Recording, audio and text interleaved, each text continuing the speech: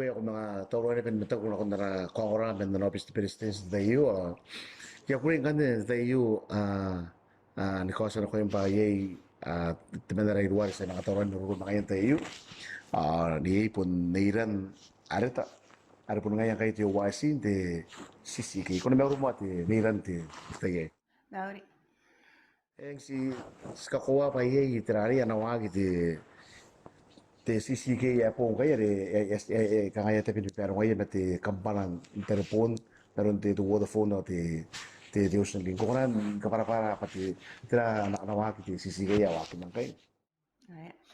Lain dapat tiba kia pun ko yes sekarang yang diri kia anak ang rata yang diri kia anak kanga sarari sakatia te satu wana ri nakuya te service providers na kagin Vodafone o Ocean Link pa aning kapay araya naki akapuna ko iti tinang SIM cards na ko iya kito akapuna rin tinang SIM cards na ko tayo kanga niya kay kanga tiba kia pun ngayari ayo ngayari sibitana peras to ariti the licensing rules give into communications network services rule 12 basta kanina kan kang kapeya kia Ocean Link ke the Vodafone pa anay din kan tawi min dara SIM card saki asan ka po na koy o kaya na ka po na koy Ay, kaya na po namin na kabungan kay mobile sa mga mon register ara mobile SIM card no kuya ti service provider. yang kangan kanta ni ngari dana naki asa ni SIM cards ana nga kanta nga pananong kan nga register ke iya iron the Vodafone ke Ocean Link kanta the service provider akapo ya SIM card na irong awani ka nga inariyan nga kinakinon the one di tempa ke the one di tempa aka nga anya kanya ning wakin the registration ki of SIM cards ibugin ka nga tawan mi dana SIM cards ki asa nga bunganak o ki anak bunganak Ay, naroon ngayon kanina kaya inatukiya iti the registration kita the nangamon ka kanina the SIM card. Kaya inanon the 1st of December mo di tempa na inawag iti the registration of SIM cards ki ang arang iti na service providers Ocean Link ka Vodafone kana na karainer ano wala na makaina inore ba kung ano wala makaina kaina iti ranari iti gusto ka na kunari nga kiri kakak kung to chino wala makaina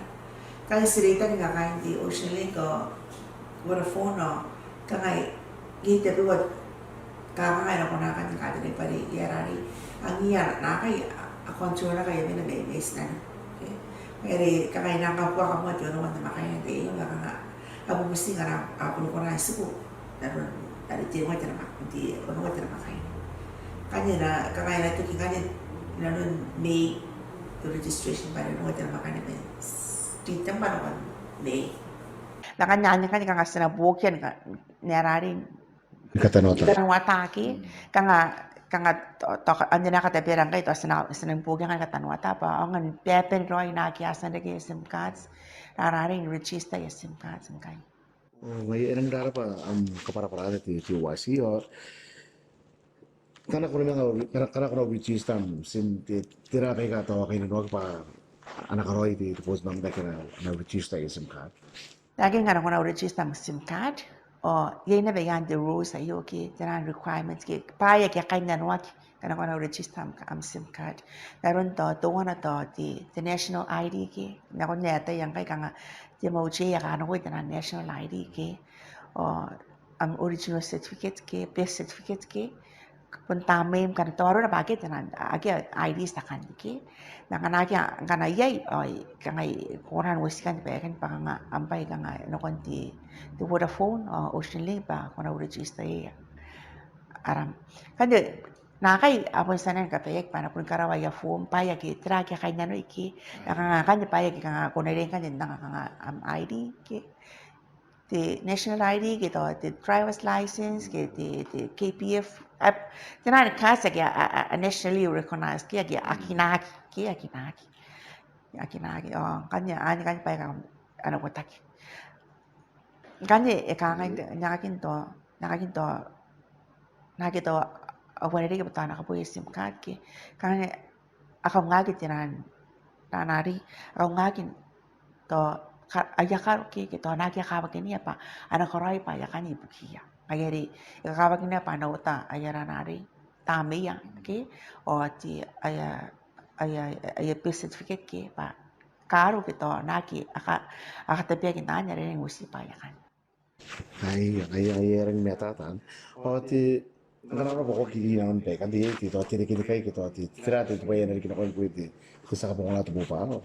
e hanggang ngayon na dire kini kai yandi the rule ayo ki dire kini kai kanga tana service providers ki kanya na kona dari anak kami tiya mi nam sim card ki kanya nakakin kona mimi bane kwa kona access ki kwa kona tareboon kwa kona to de me internet bari akyam na kwa kona tareboon bari akyam sim card ki ayan kanya ani kanya ka de pe kanya na kaya ngayari erari ikakawa ki pas sinaurechista ki yang tangan dani ngari enagi kona dua ta karon dara rita ki pare mi mina sagi regista rasim ka ki sa kapay aras angat ton narari kapay dia kan rasim ka sen ile transis prares ka kanya kona kanya deactivate kona tamati imain tukin per warger yang kanga itu ngege yang kanya yana kona kanya na deactivation kanya na ai era ni meta kula balik de wasi ni ran no to au sida ni ri mina kan ka to ena konan de gere ki meta ti tera roi ka putin karawan na yo ka karawan ti sisi ke ye pina ko konan ka meta ta i te yo ay era pati rin pe nga bugin ti karawakin na yo ki ti babaire apo wa yo ki pen orang pa yani kapungan na ki fakati ti arun ta kana korong ki inarun ti mobile ki mayari erari tutukoy tinan dongo ito ikapuri ri akamu yang apo kay tepo tan na taki naron kaya ikakarawat ki ito erari ti Facebook ki akamu nga apo kay tinan po tan na mata nangay nangan iskonangan erari iskonangan ikapungan dari ti tawan min de sim card pa na atake pa ti tareboon dari kapungan agi ki antayin na pare kapungan agi ari ki o tirungurung ari ikanakwa ki pa tira tirungurung ari ki ari to nakabuhay nga po kati po tan naman kangan kanya bugin ne yan tawag min na sim card pas nakona niya tayo pa antay roy kapungan ikanakurungurung dinaro na mo pang ki ari nakapungan natin sim card ari kangan kanya bugin ne yan kay sakati at iswayo kangan topere tanan rungurung ki kamuhay nga po kan ko ya astan do ta ki ki ano ko nuren tay kano ko ti mo pali kapungan agi ki ari yakapungan agi ikapus na ko tanan rungurung ay kato amoy nga po kayo tiputan na mata kito rungurung ni ki to rungurung ito tinan tamoy kito tinan daki kanya tayo na sim card ari kanya ko na kami na pantay di tira ante yana sim card re kapungan na kyari ki nga to akan gurung tay to tareboon ki to akagin na kanya yapon sa didi ki ka pas lagi dirong ran di tareboon kanya bukan ada kaya ya karawa kaya yo pa sanay po bukan to operate na kanya pa ya punta ba tay kamo yang apa kajakin aron ti kapungan akin pa tinan media to na ipupukin na tayo niya akin di Facebook kaya ni kapungan akin po aki o to skunani ipupukin di itarari karena arujista tiranari di nakon di Facebook awa kapungan na tareboon kanya atake na pa di tareboon na di sim card na di iki sinakunan kanya tayo pa niya di tareboon ng pali pante kapungan na di tareboon na rin ito ano yes na register to di Facebook tayo kapungan na ipain kaya ko niya kay kang ko kuna na pinatay pantay roye siya rin kaya kapungan na agi ki niya kaginakan ito inay pupug nga ito nga nito jangan mo ni katay nura mo agi ki and then ito ang karatoran ito yung inay pupug kan sa nakataray itirari kay ka ay akada ko itira tatu pare na anak ko na rin po kami tatay na pa and then ito punti ari kapungan na ti meeting na kaya kakaki ari yakarike ti kami nga po kan ko yan at men no mata tapos ngayon di dyan pa ya pukinan naroon na dito diri kini kay kan kanaro na pato ko kila na iyo pa kwagi kiere po niya sim kan na kwagi na kon narari nangan di the service provider ko pa SIM card na yun to Vodafone ke Ocean Link sinarin ka pe na kanesta jo kuna ngani deactivate ara SIM card ari nana pa kuna ka me check mina pa na ke makuri ay pa kuna ngani tareboon ke pa kuna ngani tareboon ngani ka kuna mobile kana ya ka me check mina SIM card ka ngani kan dire kene kai terus tinggal ya Kurang darah lagi nanti di Thailand, ari tadi kini.